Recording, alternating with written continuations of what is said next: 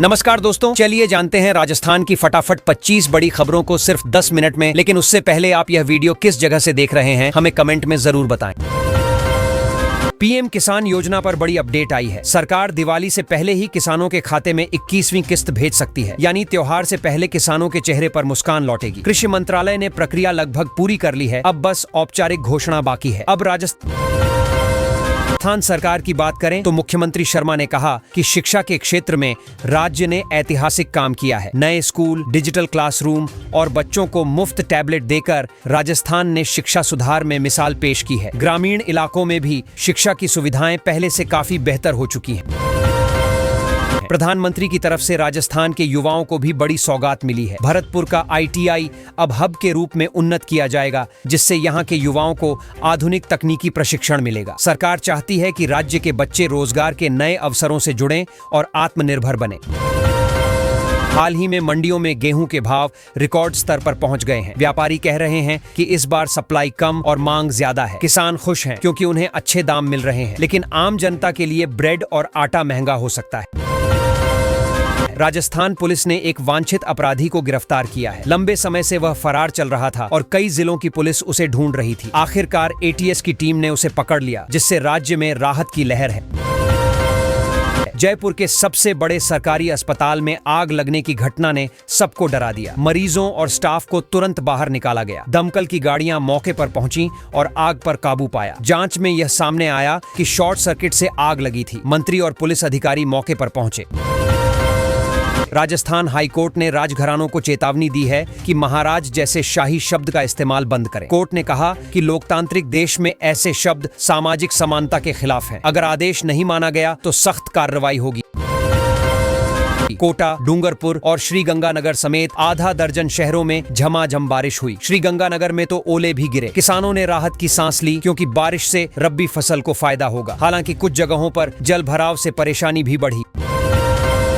थार महोत्सव 2025 का आयोजन 8 अक्टूबर से शुरू हो रहा है। इस बार कार्यक्रम में लोक संगीत, ऊंट दौड़, हस्तशिल्प और रेगिस्तानी खान पान की झलक देखने को मिलेगी। विदेशी सैलानियों की भी बड़ी संख्या आने की उम्मीद है।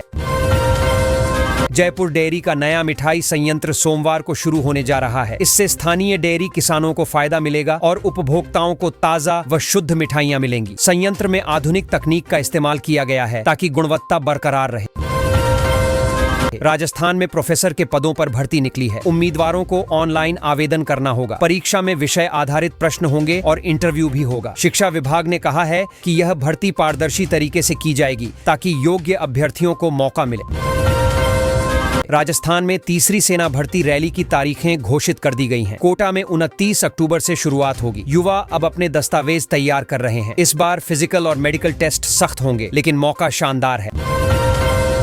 जयपुर के अस्पताल में लगी आग को लेकर जांच चल रही है। प्रभारी और गृह राज्य मंत्री बेडम ने कहा कि किसी की लापरवाही बर्दाश्त नहीं की जाएगी। फायर सेफ्टी सिस्टम की कमी पर प्रशासन को चेताया गया है। झुंझुनू में हुए एक सरकारी कार्यक्रम में बड़ा हंगामा हो गया। SDM और महिला कांग्रेस विधायक रीटा चौधरी में जमकर बहस हुई। मामला बढ़ा तो अधिकारियों को बीच बचाव करना पड़ा। वीडियो सोशल मीडिया पर वायरल हो गया है। देवनानी ने लंदन में बाबा साहेब डॉ. भीमराव अंबेडकर की प्रतिमा पर पुष्प अर्पित कर नमन किया। उन्होंने कहा कि डॉक्टर अंबेडकर की विचारधारा विश्व भर में सामाजिक न्याय और समानता की प्रेरणा देती है। यह भारत के लिए गर्व का क्षण है। ऑपरेशन नन्हे फरिश्ते नाम से बाल संरक्षण का एक बड़ा अभियान शुरू किया गया है। इस योजना का मकसद लापता और जरूरतमंद बच्चों को सुरक्षित घर पहुंचाना है। पुलिस और समाज सेवी संस्थाएं मिलकर इसे सफल बना रही हैं। इंडिया हेल्थ समिट 2025 में विशेषज्ञों ने फर्जी दवाओं पर चिंता जताई। उन्होंने बताया कि हर 10 में से एक दवा नकली निकल रही है। एक्सपर्ट्स का कहना है कि सरकार को दवा कंपनियों पर सख्त निगरानी रखनी चाहिए। एक रोबोट ने पहली बार सफल किडनी ट्रांसप्लांट किया। मां ने अपने बेटे को नई जिंदगी दी। डॉक्टरों का कहना है कि यह ऑपरेशन मेडिकल क्षेत्र में ऐतिहासिक सफलता है। इससे भविष्य में जटिल सर्जरी आसान होंगी। बच्चों में खांसी के इलाज के लिए बनने वाला एक कफ सिरप मौत का कारण बन रहा है। डॉक्टरों ने बताया कि इसमें मौजूद रासायनिक तत्व लिवर को नुकसान पहुंचाते हैं। स्वास्थ्य मंत्रालय ने ऐसे सिरप की जांच के आदेश दिए हैं। हिसार से चंडीगढ़ और जयपुर की फ्लाइट सेवाओं का समय बदला जाएगा। सर्दियों में मौसम की वजह से उड़ानों की संख्या घटेगी। हिसार से 3 दिन और जयपुर की 2 दिन फ्लाइट चलेगी। एयरलाइंस ने यात्रियों को शेड्यूल देखकर टिकट बुक करने की सलाह दी है। राजस्थान के झुंझुनू जिले में हुई एक घटना में एटीएस ने एमडी ड्रग्स का नेटवर्क तोड़ा है। मास्टरमाइंड को गिरफ्तार कर लिया गया है। बताया जा रहा है कि यह गिरोह देश भर में नशे की तस्करी में शामिल था। गुप्त वृंदावन धाम में हाल ही में एक भव्य आध्यात्मिक और सांस्कृतिक समारोह का आयोजन हुआ। हजारों श्रद्धालु पहुंचे। भजन और कथा से पूरा माहौल भक्तिमय हो गया। स्थानीय संतों ने इसे धर्म और संस्कृति के पुनर्जागरण का प्रतीक बताया। ओवैसी के गढ़ से विधायक राजा सिंह के खिलाफ एफआईआर दर्ज हुई है। उन पर भड़काऊ भाषण देने और सांप्रदायिक माहौल बिगाड़ने का आरोप है। पुलिस ने मामले की जांच शुरू कर दी है और वीडियो साक्ष्य भी जुटाए जा रहे हैं। पेट्रोल डीजल के दामों में आज कोई बड़ी कमी नहीं आई है। हालांकि कुछ शहरों में मामूली बदलाव दर्ज हुआ है। तेल कंपनियों ने कहा है कि अंतर्राष्ट्रीय बाजार में कच्चे तेल के दाम स्थिर हैं, इसलिए फिलहाल कोई बड़ा संशोधन नहीं किया जाएगा। बिस्किट का पैकेट खुला तो लोगों की आंखें फटी रह गईं। अंदर से पाकिस्तानी झंडे वाले गुब्बारे और उर्दू में लिखा जश्न ए आजादी निकला। लोगों ने तुरंत पुलिस को सूचना दी। अब पुलिस इस मामले की जांच में जुट गई है कि आखिर ये सामान अंदर कैसे पहुंचा। राजस्थान में एक बार फिर कफ सिरप से मौत का मामला सामने आया। जांच में पता चला कि दवा ब्लैकलिस्ट थी, फिर भी बाजार में बिक रही थी। अब बड़ा सवाल खड़ा हो गया कि जब यह दवा प्रतिबंधित थी तो दुकानों तक कैसे पहुंची और बच्चों की जान क्यों गई। दशहरे पर इस बार एक अनोखा पुतला देखने को मिलेगा। एक शहर में 40 फीट लंबी जूती और 300 किलो का चेहरा वाला रावण तैयार किया गया है। इस पुतले की ऊंचाई इतनी है जितनी 35 लोगों की मिलाकर होती है। लोग इसे देखने के लिए खासे उत्साहित हैं। राजस्थान में हुए स्कूल हादसे के बाद राजनीति गर्मा गई है। नरेश मीणा ने इस घटना के बाद नया मोर्चा खोल दिया है। वे बीसलपुर बांध पहुंचे और वहां से बयान दिए। अब इस मामले को लेकर सरकार पर नए सवाल खड़े हो रहे हैं। लोग इसकी चर्चा कर रहे हैं। छिंदवाड़ा और सीकर में दूषित खांसी की सिरप पीने से बच्चों की मौतें हो गई। बताया जा रहा है कि 7 बच्चों की किडनी खराब हो गई और जान नहीं बच सकी। इस मामले को गंभीर मानते हुए दवा नियंत्रण विभाग ने नमूने इकट्ठे करके जांच के लिए भेजे। राजस्थान के भरतपुर में मूर्ति विसर्जन के दौरान बड़ा हादसा हुआ। इस दौरान 2 किशोरियां नदी में डूब गईं और उनकी मौत हो गई। घटना से गांव में मातम छा गया। पुलिस और प्रशासन मौके पर पहुंचे। त्योहार की खुशी अचानक गम में बदल गई। मानसून की विदाई के साथ ही राजस्थान में बारिश ने कहर बरपा दिया। कई जगह रावण के पुतले बह गए। देश भर में बारिश के कारण करीब 1500 लोगों की मौत होने की खबर है। त्योहारों का मजा बारिश ने बिगाड़ दिया और लोग परेशान हो गए। भूवैज्ञानिक प्रतियोगी परीक्षा का रिजल्ट घोषित हुआ है। इसमें 31 अभ्यर्थियों को मुख्य सूची में सफल घोषित किया गया। इन विद्यार्थियों के चेहरे खुशी से खिल उठे। अब इन्हें आगे बेहतर अवसर मिलेंगे। प्रतियोगी परीक्षाओं की तैयारी कर रहे छात्रों के लिए यह प्रेरणादायक खबर है। एनएसयूआई कार्यकर्ताओं पर लाठीचार्ज हुआ तो कई लोग घायल हो गए। बाद में कांग्रेस नेता सीधे एसएमएस अस्पताल पहुंचे और कार्यकर्ताओं से मुलाकात की। उन्होंने उनका हालचाल पूछा और सांत्वना दी। इस पर कांग्रेस नेताओं ने सरकार की कार्यशैली पर सवाल खड़े किए। दशहरे से पहले मौसम का मिजाज बिगड़ गया है। मौसम विभाग ने अगले 3 से 4 दिन भारी बारिश का अलर्ट जारी किया है। कई राज्यों में हाई अलर्ट घोषित किया गया। लोगों को सतर्क रहने की सलाह दी गई है। त्योहार के समय इस तरह का अलर्ट चिंता बढ़ा रहा है। राजस्थान सरकार ने एक नई योजना शुरू की है, जिसके तहत राज्य के छात्र विदेश में पढ़ाई के लिए आवेदन कर सकते हैं। इस योजना में हर साल चयनित विद्यार्थियों को सरकार की ओर से 10 लाख रुपए की आर्थिक मदद दी जाएगी। इससे मेधावी छात्रों को विदेशी विश्वविद्यालयों में पढ़ने का सुनहरा मौका मिलेगा। प्रदेश सरकार जनता के कल्याण के लिए पूरी तरह संकल्पित है। मंत्री पटेल ने कहा कि सरकार हर वर्ग तक योजनाओं का लाभ पहुंचाने में जुटी है। मुख्यमंत्री भजनलाल शर्मा के नेतृत्व में पारदर्शी और संवेदनशील शासन देने का लक्ष्य तय किया गया है, ताकि जनता को योजनाओं का सीधा लाभ मिले।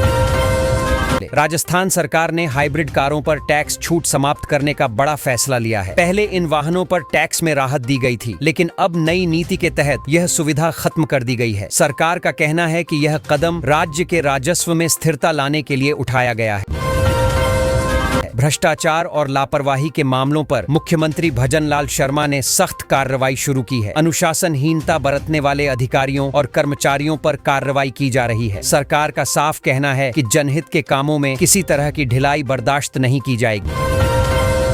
कफ सिरप से जुड़ी घटना पर राजस्थान के चिकित्सा मंत्री अपने बयान पर कायम है। उनका कहना है कि बच्चों की मौत सिर्फ सिरप से नहीं हुई, कई अन्य कारण भी हैं। जांच जारी है और सरकार ने ड्रग कंट्रोलर को निलंबित कर दिया है। कायसन फार्मा पर भी सख्त कार्रवाई की गई।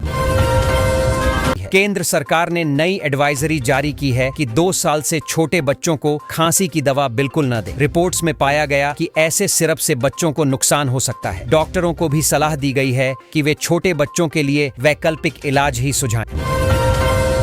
राजस्थान के मुख्यमंत्री भजन लाल शर्मा रविवार को 128 नई बसों को हरी झंडी दिखाएंगे। ये बसें राज्य के ग्रामीण और शहरी रूट्स पर चलेंगी, जिससे यात्रियों को सीधी और सस्ती सुविधा मिलेगी। सरकार का उद्देश्य है कि आम जनता को परिवहन के क्षेत्र में बेहतर सेवाएं मिलें। राजस्थान में बारिश का नया अलर्ट जारी किया गया है। मौसम विभाग ने कहा है कि अगले कुछ दिनों तक हल्की से मध्यम बारिश हो सकती है। इससे तापमान में गिरावट आएगी और गर्मी से राहत मिलेगी। कई जिलों में बादल छाए रहने की संभावना जताई गई है। राजस्थान के जोधपुर में बेमौसम बारिश ने किसानों की उम्मीदों पर पानी फेर दिया है। खेतों में खड़ी फसलें खराब हो गई हैं। किसान परेशान हैं क्योंकि अब दोबारा बुवाई का समय भी निकल चुका है। प्रशासन ने नुकसान का आकलन करने के लिए सर्वे टीम भेजी है। बारिश के बाद माउंट आबू का नजारा बेहद खूबसूरत हो गया है। झरनों की कलकल आवाज और नक्की झील की चमक पर्यटकों को खूब भा रही है। बारिश से हरियाली लौट आई है, जिससे सैलानियों की भीड़ बढ़ने लगी है। लोग यहाँ के प्राकृतिक सौंदर्य का आनंद ले रहे हैं। राजस्थान में 963 करोड़ की लागत से गंगापुर सिटी करौली बाईपास बनाया जाएगा। भूमि अधिग्रहण की प्रक्रिया शुरू कर दी गई है। यह बाईपास बनने से ट्रैफिक जाम की समस्या दूर होगी और यात्रियों का समय बचेगा। परियोजना को अगले साल तक पूरा करने की योजना है। जयपुर में स्वास्थ्य विभाग ने मौसमी बीमारियों से बचाव के लिए सर्वेक्षण अभियान शुरू किया है। टीम घर घर जाकर जांच कर रही है और लोगों को जागरूक कर रही है। इसका उद्देश्य डेंगू, मलेरिया जैसी बीमारियों पर नियंत्रण पाना है।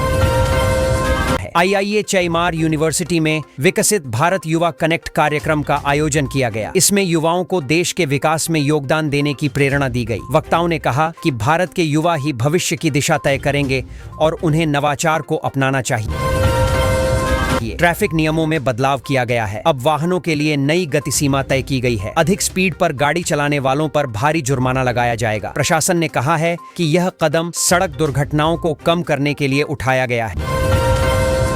Rajasthan staff selection board RSSB ने परीक्षा समय में बदलाव किया है। अब परीक्षाएं सुबह 11 बजे से होंगी। पहले ये 9 बजे शुरू होती थीं। अभ्यर्थियों को समय की जानकारी वेबसाइट पर दी गई है। इससे सभी को समान सुविधा देने की कोशिश की गई है। राजस्थान यूनिवर्सिटी में RSS और NSUI के बीच विवाद ने तूल पकड़ लिया है। अब यह मामला बिहार तक पहुंच गया है। कन्हैया कुमार के बयान से सियासी माहौल गर्मा गया है। दोनों पक्षों के बीच बयानबाजी तेज हो गई है और प्रशासन सतर्क है।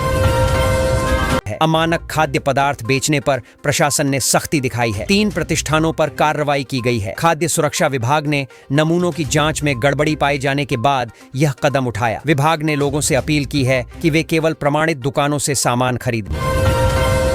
झुंझुनू जिले में शराब की 59 दुकानों को सील कर दिया गया है और उनके लाइसेंस निलंबित कर दिए गए हैं। आरोप है कि इन दुकानों पर नियमों का उल्लंघन हो रहा था। जिला प्रशासन ने साफ कहा है कि अवैध बिक्री पर सख्त कार्रवाई जारी रहेगी। जो लोग घूमना पसंद करते हैं उनके लिए खुशखबरी है। नाहरगढ़ बायोलॉजिकल पार्क का मुफ्त भ्रमण अब 8 अक्टूबर तक किया जा सकेगा। इस दौरान विद्यार्थी बिना किसी शुल्क के पार्क में प्रवेश कर सकेंगे और वन्य जीवों के करीब से दर्शन कर पाएंगे। अंतर्राष्ट्रीय सारस्वत ब्राह्मण सम्मेलन 20 दिसंबर को आयोजित किया जाएगा। देश विदेश से प्रतिनिधि इस आयोजन में शामिल होंगे। सम्मेलन का उद्देश्य समाज में एकता और सांस्कृतिक मूल्यों को मजबूत करना बताया गया है। तैयारियां जोरों पर चल रही हैं। राजस्थान में भारत की प्राचीन 64 कलाओं को जोधपुर में मंच पर जीवंत किया जाएगा। इस आयोजन में देश भर के कलाकार हिस्सा लेंगे। इसका मकसद भारतीय कला और परंपरा को नई पीढ़ी तक पहुंचाना है। आयोजन से स्थानीय पर्यटन को भी बढ़ावा मिलेगा। पॉपकॉर्न के बाद अब ईसबगोल पर भी GST विवाद शुरू हो गया है। GST 2.0 में ईसबगोल पर टैक्स दर को लेकर असमंजस बना हुआ है। व्यापारी और सरकार के बीच इस पर चर्चा चल रही है। लोगों का कहना है कि इससे बाजार में कीमतें बढ़ सकती हैं। राजस्थान में काऊ सेस को लेकर चर्चा तेज है। शराब पर 20% गौ उपकर लगाया गया है। हाल ही में बियर का एक बिल सोशल मीडिया पर वायरल हुआ, जिससे विवाद बढ़ गया। सरकार का कहना है कि यह टैक्स गौशालाओं के रखरखाव के लिए लगाया गया है। PM किसान योजना पर बड़ी अपडेट आई है। सरकार दिवाली से पहले ही किसानों के खाते में 21वीं किस्त भेज सकती है, यानी त्योहार से पहले किसानों के चेहरे पर मुस्कान लौटेगी। कृषि मंत्रालय ने प्रक्रिया लगभग पूरी कर ली है। अब बस औपचारिक घोषणा बाकी है। अब राजस्थान सरकार की बात करें तो मुख्यमंत्री शर्मा ने कहा कि शिक्षा के क्षेत्र में राज्य ने ऐतिहासिक काम किया है। नए स्कूल, डिजिटल क्लासरूम और बच्चों को मुफ्त टैबलेट देकर राजस्थान ने शिक्षा सुधार में मिसाल पेश की है।